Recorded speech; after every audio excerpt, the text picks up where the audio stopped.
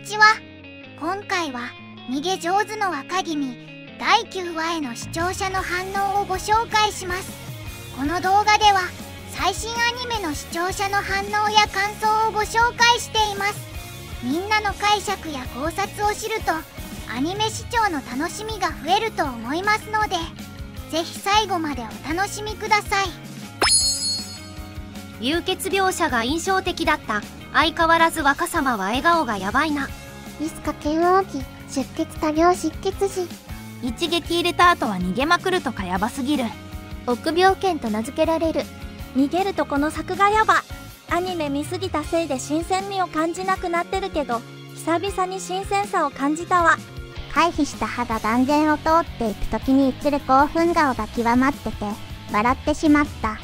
出血多量で意識朦朧としてる中、笑顔で跳ね回る稚語。これは仏と見まがっても仕方ない。時行くんがいっぱいいる。時行がハーハー言いながら飛び回るところ、いろんな映像技術が使われてて面白い。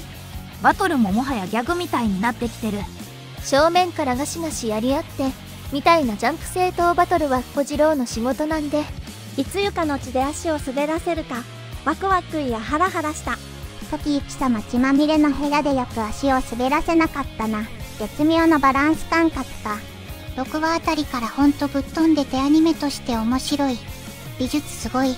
8話ではそっけなく終わったなという感じだったのが、9話ではこれ原作漫画の鬼神沸騰よりよく表現できてないって感じになっていて良いね。9話のコンテ演出は進撃の巨人のアクション作館内前有文か。ブギーポップオープニングで担当したビルの壁を走るシーンにしびれました。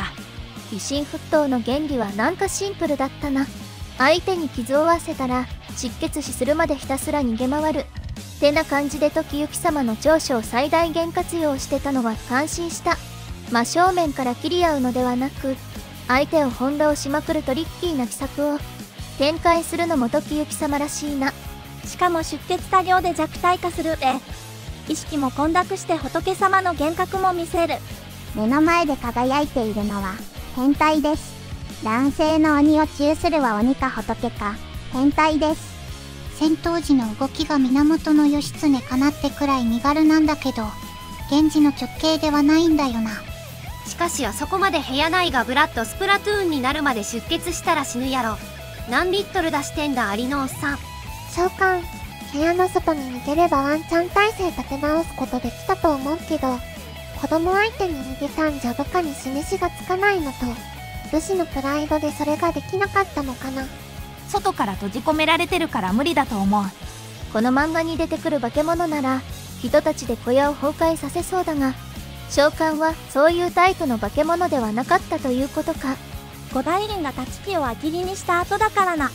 あれだけ自在に逃げ回れるんやったら、首とかアキレス腱とか匂い立ち入れられそうなもんやけどな。若にとっては逃げこそ最大の快楽で優越なんだから、途中切って相手の寿命を短くするなんてとんでもない。もったいない。さすがは全裸逃亡変態稚語。体力が削られて大きく追いかける力がなくなっていくハゲにとっては、そうやって追撃入れようと近づいてくる時が残された最大のチャンスになってしまうんだ。若の力では思いっきり突き立てても蚊が刺したくらいのダメージしか与えられない。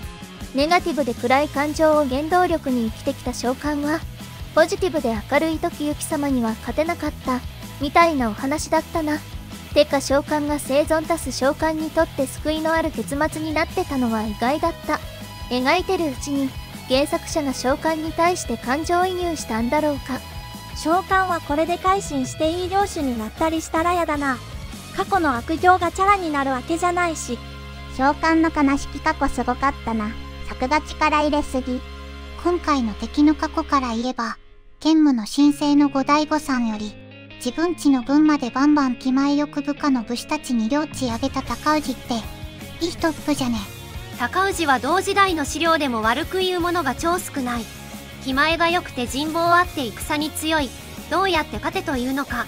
これ弓使いのおっさん、人望とか実力とか普通あるよね。結局こいつ上位じゃない。遠距離だけで言えば小笠原も虐殺は否定するし悪党を見捨てない。それなりの名称だな。まさかあのキャラの声が鈴村健一とは。想像より声が高いわ。もっと低い声がよかったでござるよ。高氏に合わせたか。残るは新田義貞の声。正成チャラソウ。召喚に勝った子の時行、綾子に抱きしめられて吐血してたな。もはやベラハックじゃねえか。今回の一連の戦闘で初めて負ったダメージがあのサバ折りだったりする。綾子のフルスイング斬首が爽快だった。やっぱり長刀が似合う。子供組の反撃みたいな感じで胸のすくような爽快なお話だったな。真面目に保護者ムーブする頼重といい、見どころの多い回だった。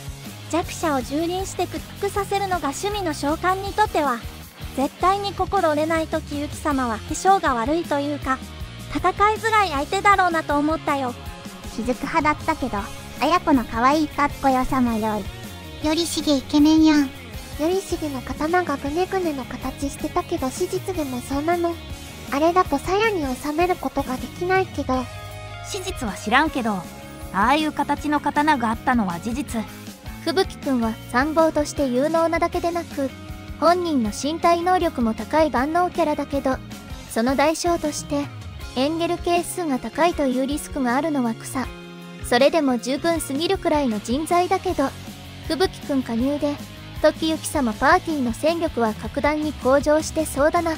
作画も良かったけど音楽も良くて100点のテンション上がった。真剣同士で戦ってるから当然なのだけど、子供側もちゃんと流血描写あって、そんな中召喚相手に無傷の若が化け物なのが分かりやすい。変態ヒーローで面白かった。作画もいいし、気生臭い話から逃げてないのもおもろい。逆境を楽しむ時行様はマジ主人公の風格が感じられててよかった。時行様ってフィジカルだけでなくメンタル面も化け物じゃね。第1話で絶望して遠征的になってた頃と比べると随分と成長したな。若様、良い表情たくさん。戦闘作が3戦ともすごすぎる。体も刀も背景も動く。頼重様の援軍も間になって戦は勝利。吹雪くんも無事郎党に加わってめでたい。そういえば貞宗って確かグッズが出てるんですよね。実は愛されキャラなのか。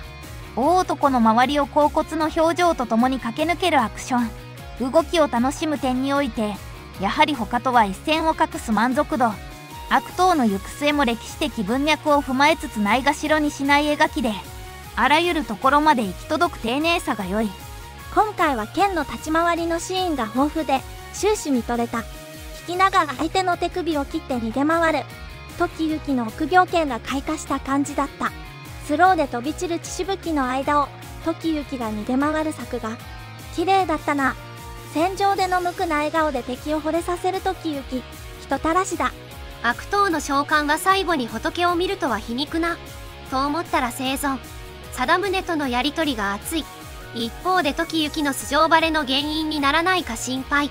それにしても密室の鬼ごっこを楽しむ時行は仏というより天使で非常に可愛かった。いつもギャグ調の頼重が痛いほど時行を抱きしめるのもオツでよき。吹雪と時行はいいぞ。ここのシーン特にいい。自分より小さい主君にひざまずく吹雪と、吹雪が老頭になってくれたことに素直に喜んで膝をついて目線を合わせる時行。長者党の良い上下関係が現れてる。